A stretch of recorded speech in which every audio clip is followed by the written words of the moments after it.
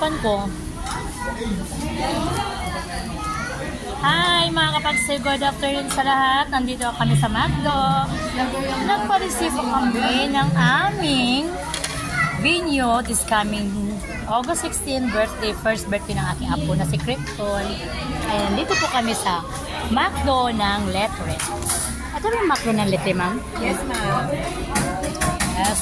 Ito yung McDo ng Letre. Ito yung aming, kasi sa amin yung manager ng McDo. Oh. Yan, mga kapagsiwa. Ayan yun ang ano ng aking sa loob ng McDo. Sa inyo. Yes, ma'am. Kain-kain lang kami mga kapagsiwa.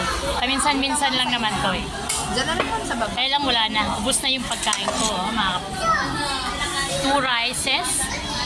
Dahil rices because of floral form. Kaya rices. And chicken fillet lang ang ulam ko. Kapiraso. 99 pesos. 99 pesos. Kain na. Ubus ko yung kanin dalawang. Grabe. Ito naman yung anak ko. Kumain ng french fries lang. Gusto ko naman dyan. Ngayon free. Maganda naman talaga tayo eh. Yes. Kain ha. Kain kami.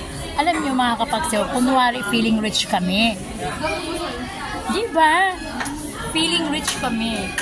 Minsan-minsan. Okay lang yan. Huwag tayong magkunwari. Kung talagang ang buhay natin eh, mahirap lang talaga. Pero may mukha tayong iharap ha.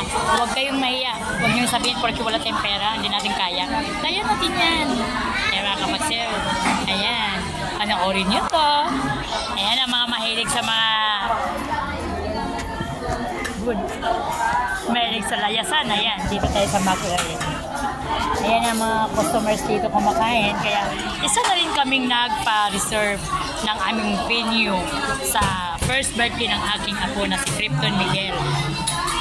Ostos Coyoca. Huwag na. Baka mamaya mapunta sa Ostos yan. Yes.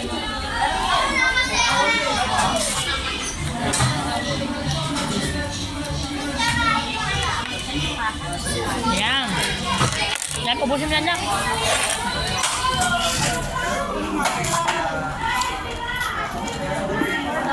Uwi na kami ha. Uwi na kami. Pero bago ang lahat, bago kami uwi, syempre tatanungin ko muna yung si ma'am, yung katabi ko.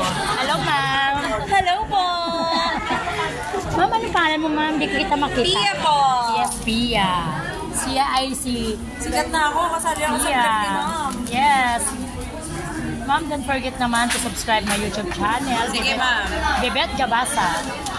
Thank you, ma'am. Ayan mga kapagsiyo. Tapos na yung transaction namin. Maya-maya konti, uwi na. Bye!